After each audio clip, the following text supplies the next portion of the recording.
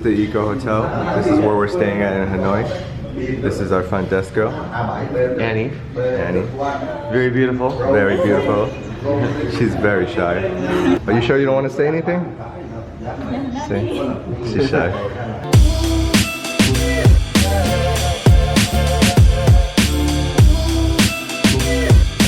Good morning, everyone. It's our first morning here in Hanoi. And it feels good. We just had breakfast at our hotel. Now, I think we're gonna go get some coffee. Routine. And if I sound a little like messed up, I look a little tired, because I'm feeling a little under the weather today, but you know, we're gonna push on through.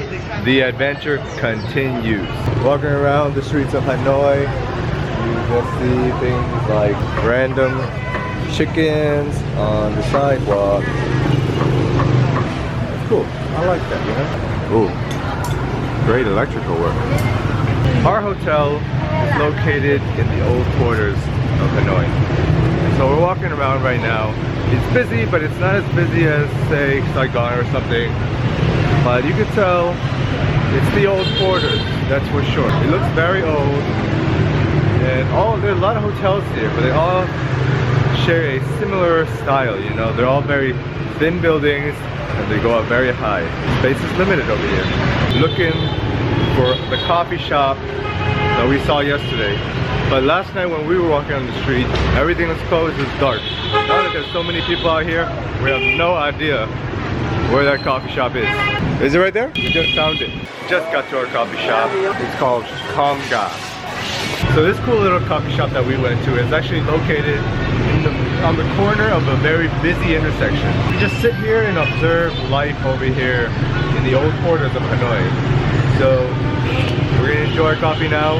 Something interesting about Hanoi is that it's the first place that I've seen somebody actually walking their dog. Last night when we arrived, on the way to our hotel from the airport, I saw somebody walking a husky. A husky. And if you guys know me, you guys know I love huskies. We're in our taxi now, headed to our first stop of Hanoi. It's gonna be very cool. I'm very excited to check it out. I'm gonna show you guys when I get there. But first, I'm gonna show you how savage this taxi driver is. You see this?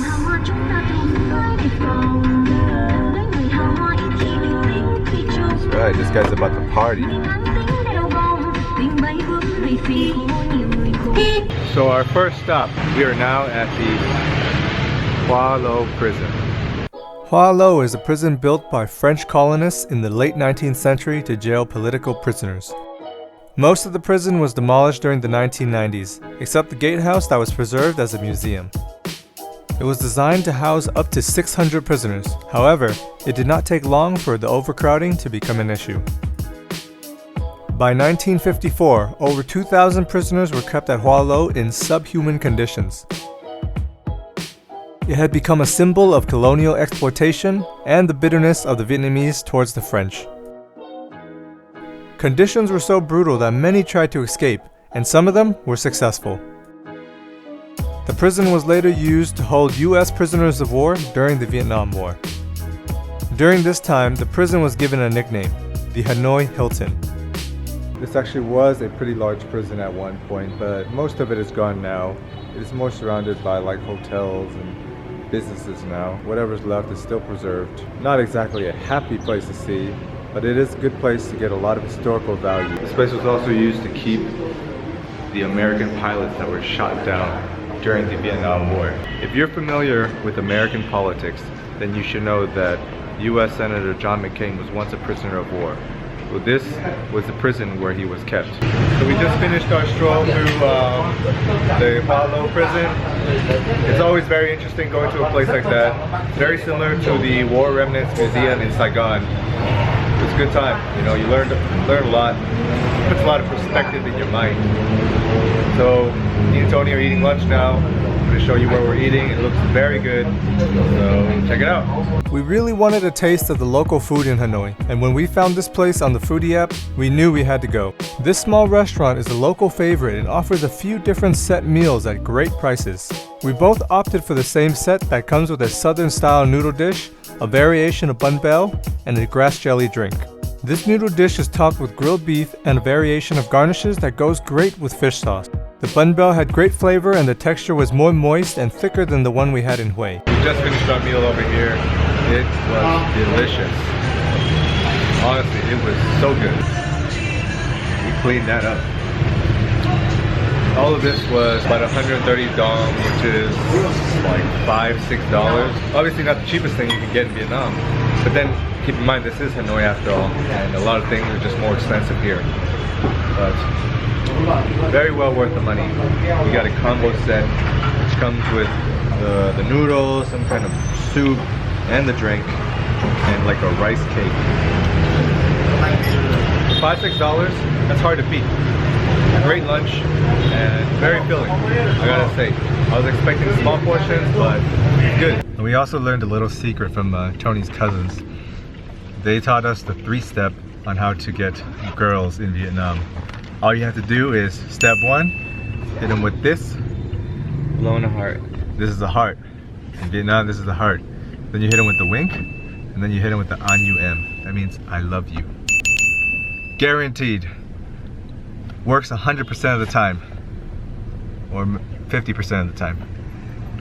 We're switching rooms. You saw from last night, the room is a little bit small for both of us. But now we're switching rooms. New room, 505. New room. Thank you. Okay, thank you. Our new room. Alright guys, we got a bigger room. We hope it's bigger. Ooh! It is much better. Last night when we checked in, the room was a little bit small, but since we checked in so late, that's all they had for us. They were very nice people. They said that the next day they would move us over to a bigger room. So, as you can see, this is our new room. It's much, much bigger than yesterday's room. We have 2 beds now, so Tony and I can sleep a little more comfortably. Just got a little bit of rest in our hotel. Now we're off to get some dinner. I will say that it's been a little tougher kind of exploring the city without having a local friend or some family or something. But that's expected, and that's pretty much how it's going to be for the rest of the trip. So we're just going to have to put in a little more legwork, plan out our trips. For dinner, we found a place that blew my mind. I'm a huge fan of pho noodles, and this restaurant takes pho and reinvents it into many different variations. All the food is made fresh at the front of the restaurant, and we knew we had to try it all. We ordered the pho goon, which is like the bun goon, but stuffed with everything you would get in a bowl of pho. Next we had pho jin phong, which is a fried pho noodle square topped with vegetables and beef. Our last dish was pho zao zon, a stir-fried noodle topped with veggies and beef. The noodles were fried to a perfect crispy texture, and you can immediately taste the flavor of the beef juices that are soaked into the noodle. The pho goon was surprisingly meaty and went perfect with the fish sauce. The pho jin phong was definitely something new to me. It was very good with the fish sauce, but I suspect it would be a bit bland without it. I would say that is my least favorite of the 3, but I would definitely try them all again. Just finished dinner. So good. We basically had pho noodles made 3 different ways. First time I've tried it like that. It was interesting, you know. There's always, I always appreciate new experiences. Now we're gonna head back to the hotel. I gotta get on the editing grind right now. So I'm probably gonna have to call it a night here. Maybe I'll film something when I get back. We'll see. But if not, have a good night, everyone. See you tomorrow.